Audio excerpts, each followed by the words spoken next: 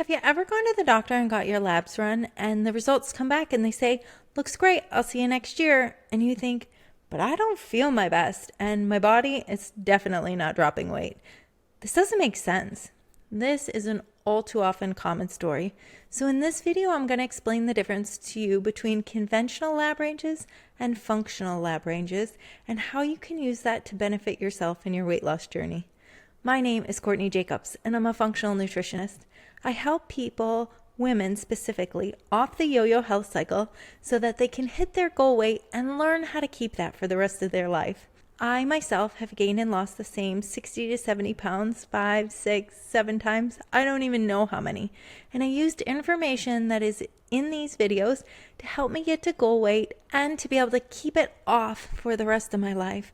I now give this gift to women. It's important to note that this is not medical information, and if you have any questions about your own lab ranges, make sure to speak with your medical professional. So now, conventional lab ranges and functional lab ranges. What is the difference and why does it even matter? So, when you go get your labs run at your doctor, you will get your printout of everything. The lab range will be within a range and you will see whether you're in the green or yellow or red and are you in the middle of those bars.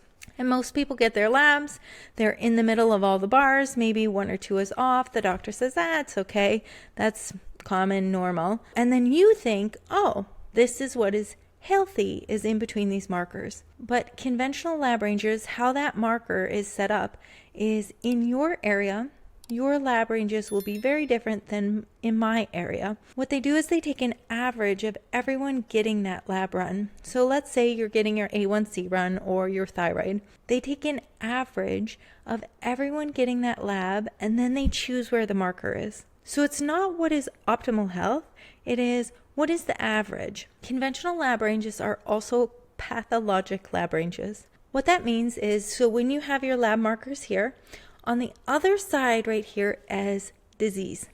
On the other side is disease. So you can be right here, 1 point under, and they will say, looks okay, see you next year.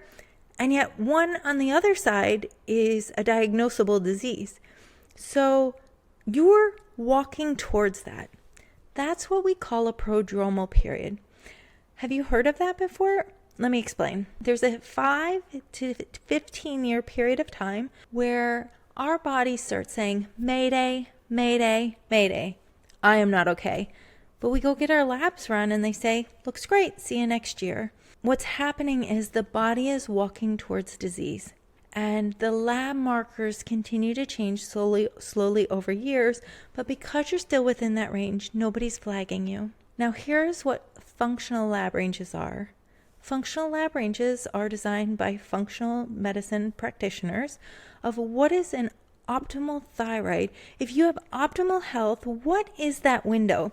So if the range at the lab from the doctor is here, the functional range might be here because that's where you are working at your optimal level. So when you work with a functional practitioner, they are trained to watch you through that prodromal period and help your body get back into optimal range.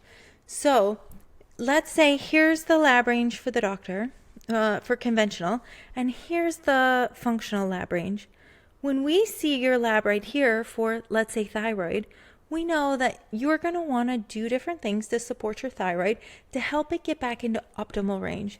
Because if the thyroid is not working properly, the body's not going to drop weight properly. Let's talk about your A1C. Your hemoglobin A1C is a 3-month snapshot of your blood sugar. Conventional ranges will say up to 5.6 is within healthy range. A functional lab range would say 4.4 to 5.2 is within healthy range. So you're wondering, well, if 5.6, if the doctor says 5.6, that's within healthy range. Here's the thing, 5.6, you've already started prediabetes. That is already moving into a diabetic state.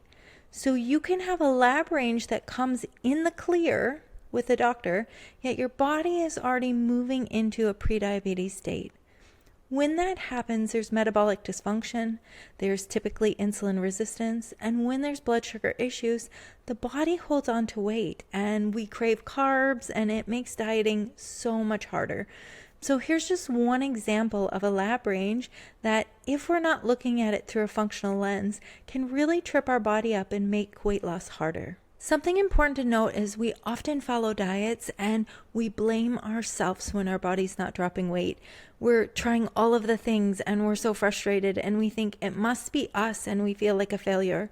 Sometimes it's something as simple as getting our blood labs put into a place where our body can actually work optimally so that it starts dropping weight again. So I want you to take this information and you can Google different things about functional lab ranges. I will put a couple links below, and in different videos I will talk about what do we actually want to be looking for in our lab ranges.